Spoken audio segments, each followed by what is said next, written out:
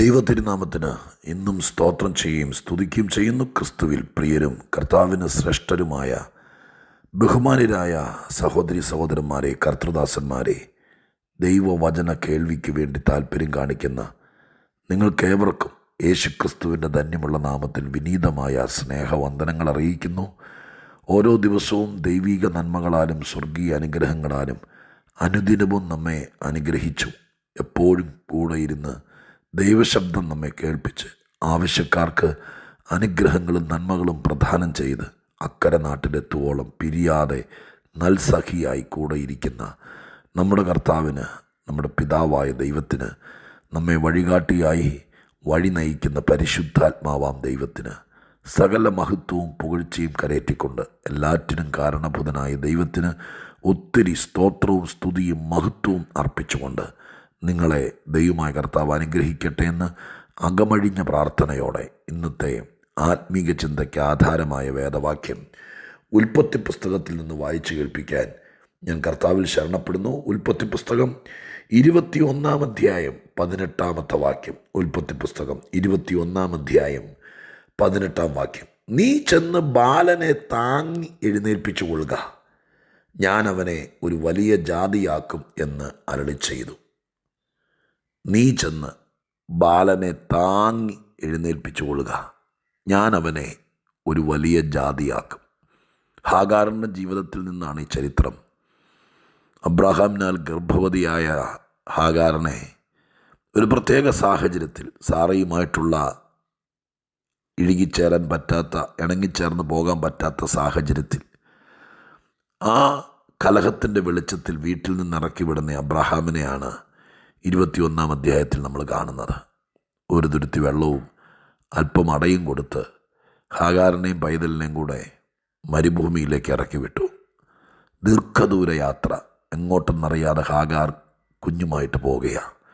ബേർശേബ മരുഭൂമിയുടെ നടുക്കെത്തുമ്പോൾ കയ്യിലെ വെള്ളം തീർന്നു, കൊണ്ടുവന്ന ആഹാരം തീർന്നു, ദാഹിക്കാൻ തുടങ്ങി. മരുഭൂമിയിലാണ്, ശരീരത്തിൽ നിന്ന് പോലും വെള്ളം വാർന്നു പോകുന്ന, ഊഷരമായിരിക്കുന്ന, കത്തി ജ്വലിച്ച് നിൽക്കുന്ന സൂര്യൻ്റെ കീഴെ ഒരിറ്റ് തണലില്ലാതെ ഈ കുഞ്ഞുമായിട്ട് അമ്മ നടന്ന് എങ്ങും എത്താത്തൊരു സ്ഥിതിയായി.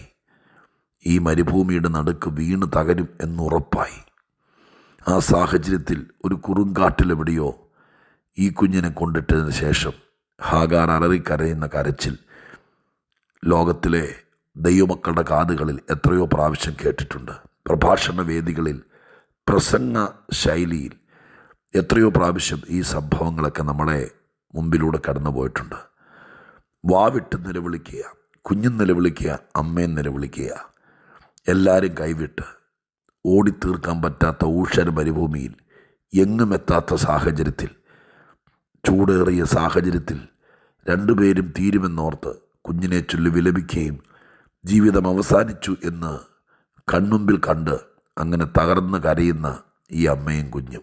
ഇന്ന് എന്നെ കേൾക്കുന്ന ആരെങ്കിലും ഓടിയിട്ടും എങ്ങും എത്താത്ത മരീചിക മാത്രം കൺമുമ്പിൽ കണ്ടുകൊണ്ട് എങ്ങും നിൽക്കാനോ ഇരിക്കാനോ ഒന്നും ഒരു സാഹചര്യവുമില്ലാത്ത, എവിടെ എത്തുമെന്നറിയാറ് ഇല്ല, എത്തേണ്ടിടത്ത് എത്താൻ പറ്റില്ലെന്ന് വിചാരിച്ച് മനസ്സ് തകർന്നു എന്ന് വിചാരിച്ച് ഈ കുഞ്ഞുങ്ങളുടെ സ്ഥിതി എന്താകുമെന്നോർത്ത് ഭാരപ്പെടുന്ന ആരെങ്കിലും ഉണ്ടെങ്കിൽ നിങ്ങൾ ഈ വാക്യം ഒന്ന് വായിക്കണേ.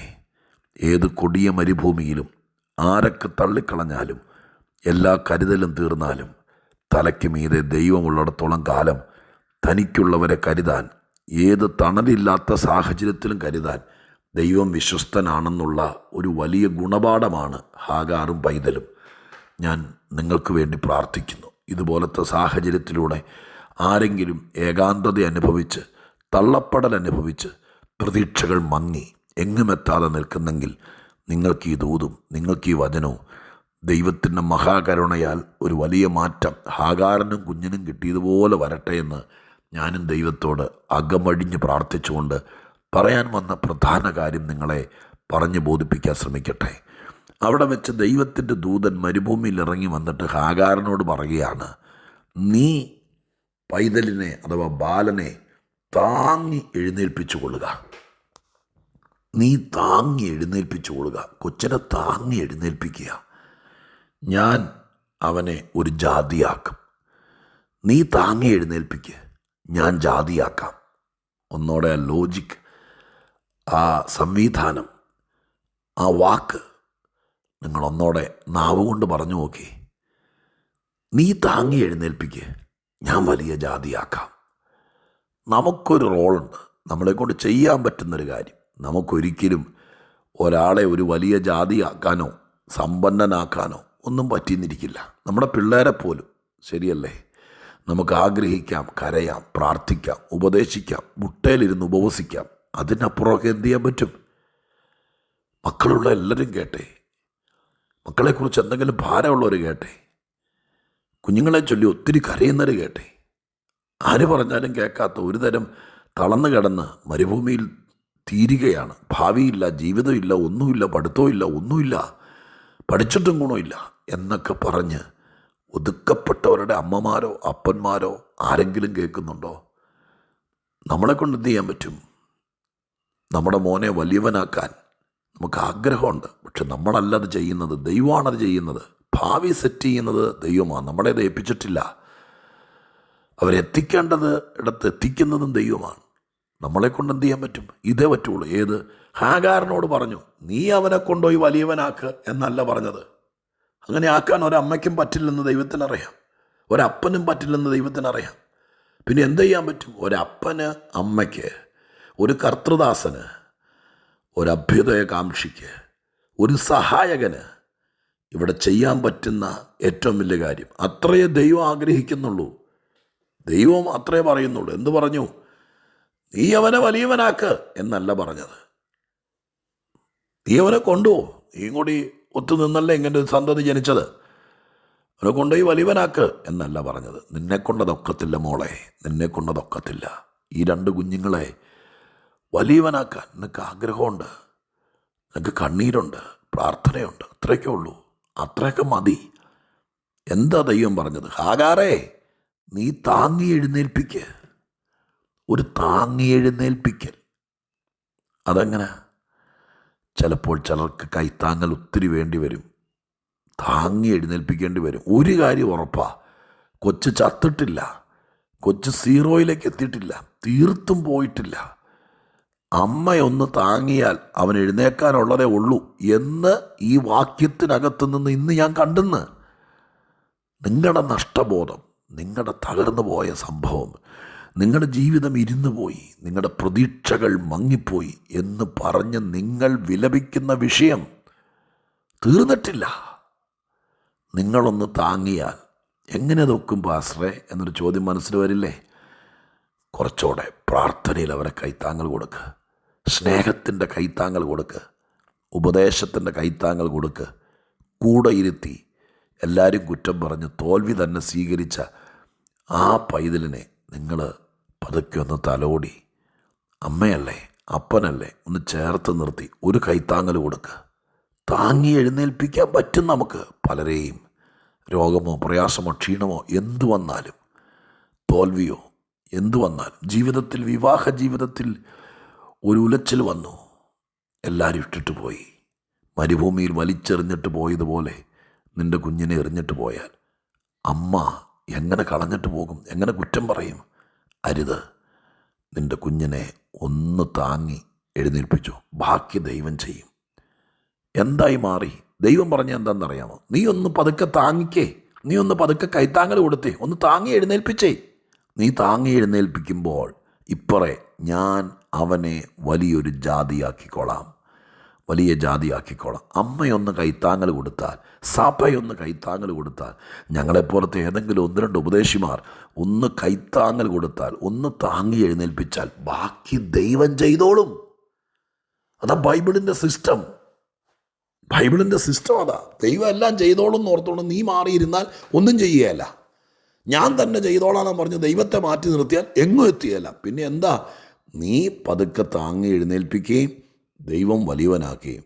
എന്ത് സുന്ദരമായിരിക്കുന്ന സിസ്റ്റമാണ് ദൈവമക്കളെ. നമ്മുടെ കുഞ്ഞുങ്ങളെ, നമ്മുടെ പ്രിയപ്പെട്ടവ എല്ലാ ദിവസവും കൂടെ ഇരുത്തി, ധൈര്യപ്പെടുത്തി, വചനം പറഞ്ഞു കൊടുത്ത്, തലേ കൈവച്ച് ഒന്ന് താങ്ങി എഴുന്നേൽപ്പിച്ചോ. ദൂരത്താണ് അവരെങ്കിൽ എന്നും ഫോൺ ചെയ്ത് ഇച്ചിരി നേരം വിശേഷം മാത്രം ചോദിക്കാതെ ഇച്ചിരി ധൈര്യപ്പെടുത്തുക. അമ്മയ്ക്കത് പറ്റുമെന്ന്, അപ്പനത് പറ്റും. ഇടയ്ക്കിടയ്ക്ക് നിങ്ങളുടെ ദൈവദാസനോടൊക്കെ പറ, ഒന്ന് താങ്ങി എഴുന്നേൽപ്പിക്കാൻ. ബാക്കി ദൈവം ചെയ്യും. അവൻ ആരായി എന്ന് എഴുതിയിരിക്കുന്നതെന്നറിയാമോ? താഴത്തേക്ക് വായിക്കുമ്പോൾ 20-ാം വാക്യത്തിലേക്ക് എത്തുമ്പോൾ, അവൻ മുതിർന്നപ്പോൾ ഒരു വില്ലാളിയായി തീർന്നു. വില്ലാളി എന്നുള്ളത് ഒരു മലയാളത്തിലെ അമ്പമില്ലെടുത്ത് പോരാടുന്നവെന്ന, പക്ഷെ വില്ലാളി എന്നതിൻ്റെ ഒറിജിനൽ ഞാനൊന്ന് പരിശോധിച്ചു. അത്രയേ ഉള്ളൂ. മൾട്ടിപ്ലൈ ചെയ്യുന്നവൻ, വർദ്ധിപ്പിക്കുന്നവൻ, എന്ത് ചെയ്താലും വർദ്ധിപ്പിക്കുന്നവൻ, മൃഗസമ്പത്തിനെ, സ്വത്തിനെ എല്ലാം. ഒന്നും നശിപ്പിക്കുന്നവനല്ല, ഒന്നും തൂത്തുവാരി തകർക്കുന്നവനല്ല, വർദ്ധിപ്പിക്കുന്നവനായി മാറി. കുറച്ചുകൂടെ മുന്നോട്ട് പോയി 25-ാം അധ്യായത്തിൻ്റെ 16-ാമത്തെ വാക്യത്തിലേക്ക് എത്തുമ്പോഴേക്ക് എഴുതിയിരിക്കുന്നു, ഇശ്മായേൽ 12 പ്രഭുക്കന്മാരെ ജനിപ്പിച്ചു. അപ്പോൾ ഹാഗാർ ആരായി മാറി? ഈ താങ്ങി എഴുന്നേൽപ്പിച്ചവൻ്റെ 12 പ്രഭുക്കന്മാരുടെ വെല്ലുമ്മച്ചയായി മാറിയില്ലേ? പണ്ട് മരുഭൂമിയിൽ വെച്ച് ചത്താ മതി, കൊച്ചു ചാവുന്നു എന്ന് പറഞ്ഞ് ഒന്നും ചെയ്യാതെ നിരാശപ്പെട്ട് കണ്ണടച്ച് പുറത്തേക്ക് മാറിക്കിടന്നായിരുന്നെങ്കിൽ ഇതൊന്നും നടക്കില്ലായിരുന്നു. ഏകാന്തതയുടെ, ഇല്ലായ്മയുടെ, കടുത്ത മരുഭൂമിയുടെ നടുവിൽ ഒന്ന് താങ്ങി എഴുന്നേൽപ്പിച്ചാൽ, നീ താങ്ങി എഴുന്നേൽപ്പിക്കുന്നത് ഒരു വലിയ ജാതിയായിരിക്കും. നീ താങ്ങി എഴുന്നേൽപ്പിക്കുന്നത് എല്ലാം നശിപ്പിക്കുന്നൊരു സന്തതിയല്ല. പിന്നീട് പറയേണ്ടി വരില്ല, മരുഭൂമിയിൽ നീ ചത്തുപോയായിരുന്നെങ്കിൽ എനിക്ക് ഇത്ര സങ്കടം ഇല്ലായിരുന്നടാ എന്ന് എത്രയോ പേര് പറയുന്നത്. ഇല്ല, നിങ്ങൾക്കത് വരില്ല. നിങ്ങൾ താങ്ങി എഴുന്നേൽപ്പിക്കുന്നത് എല്ലാം വർദ്ധിപ്പിക്കുന്ന, അമ്മയ്ക്ക് സമാധാനം, അപ്പൻ്റെ സന്തോഷം, വീട്ടിലെ സ്വത്ത്, ഇതെല്ലാം വർദ്ധിപ്പിക്കുന്ന ഒരു സന്തതിയെ നമുക്ക് താങ്ങി എഴുന്നേൽപ്പിക്കാം. നിങ്ങളുടെ പിള്ളേർക്കത് സിദ്ധിക്കട്ടെ. ഞാൻ അതിനാണ് ഇത് പറയുന്നത്. കുറേയും കൂടി കഴിയുമ്പോൾ നിങ്ങളെന്ന മരുഭൂമിയിൽ താങ്ങി എഴുന്നേൽപ്പിച്ച സന്തതിയിൽ നിന്ന് പ്രഭുക്കന്മാർ, ശക്തന്മാർ, ഉന്നതന്മാർ ഉശിരോടെ എഴുന്നേറ്റ് വരട്ടെ. അമ്മേ, ദൈവദാസനെ, അപ്പാ, ഞാനിത് പറയട്ടെ, ശപിക്കരുത്, തള്ളരുത്, താങ്ങി എഴുന്നേൽപ്പിക്ക്. ബാക്കി ദൈവം ചെയ്യും. നിങ്ങളുടെ ജീവിതത്തെ, നിങ്ങളുടെ കുടുംബത്തെ, നിങ്ങളുടെ പ്രിയപ്പെട്ടവനെ, നിങ്ങളുടെ മക്കളെ, ദൈവദാസനെ, നിങ്ങളുടെ സഭയിലെ തളർന്നു പോയ വിശ്വാസിയെ നമുക്ക് താങ്ങി എഴുന്നേൽപ്പിക്കാമെന്ന്. ബാക്കി ദൈവം ചെയ്യട്ടെ. പ്രാർത്ഥിക്കട്ടെ. പരിശുദ്ധ ദൈവമേ, സ്വർഗീയ പിതാവേ, ഞങ്ങളോട് താങ്ങി എഴുന്നേൽപ്പിച്ചോ, ബാക്കി ചെയ്തോളാം എന്ന് പറഞ്ഞ ദൈവമേ, ഞാൻ അങ്ങനെ തന്നെ വിശ്വസിക്കുന്നു. ഈ മാസാവസാന ദിവസത്തേക്ക് എത്തുമ്പോൾ താങ്ങി എഴുന്നേൽപ്പിക്കുന്നൊരു മഹാദൈവം അങ്ങയുടെ സന്നിധിയിൽ ഞങ്ങൾ ജൂൺ മാസത്തിലേക്ക് ഈ ദൂതിനെ സ്വീകരിക്കുകയാണ്. അടുത്ത മാസം ഉപവാസത്തോടെ മുഴങ്കാലും മേലിരുന്ന് ഞങ്ങളുടെ കുഞ്ഞുങ്ങളെ, വീണുപോയവരെ, തളർന്നവരെ, തോറ്റുപോയവരെ ഞങ്ങൾ ഒരു ശ്രമം കൂടി നടത്താം താങ്ങി എഴുന്നേൽപ്പിക്കാൻ. അങ്ങല്ലേ പറയുന്നത്, അങ്ങയുടെ വചനമല്ലേ പറയുന്നത്. ഞങ്ങൾ താങ്ങി എഴുന്നേൽപ്പിക്കുന്നവരെ എൻ്റെ കർത്താവ് വർദ്ധിപ്പിച്ച് വർദ്ധിപ്പിച്ച് വലിയ ജാതിയാക്കി, വലിയ പ്രഭുക്കന്മാരാക്കി. കർത്താവ് വരാൻ താമസിച്ചാൽ ലോകത്തിൻ്റെ ബിരിമാറിൽ ശ്രേഷ്ഠരായി, മാന്യരായി, ഭക്തരായി നിൽക്കുന്നത് കാണാനിടയാകണമേ. ഞങ്ങൾക്ക് കർത്തൃദാസന്മാർക്കും ആ ഭാഗ്യം തരണമേ. ഇത് ഏറ്റെടുത്ത് പ്രാർത്ഥിക്കുന്ന മാതാപിതാക്കൾക്ക് ഈ ദൂത് സിദ്ധിക്കട്ടെ. പ്രാർത്ഥന കേട്ടതിന് നന്ദി. യേശുവിൻ നാമത്തിൽ തന്നെ. ആമേൻ.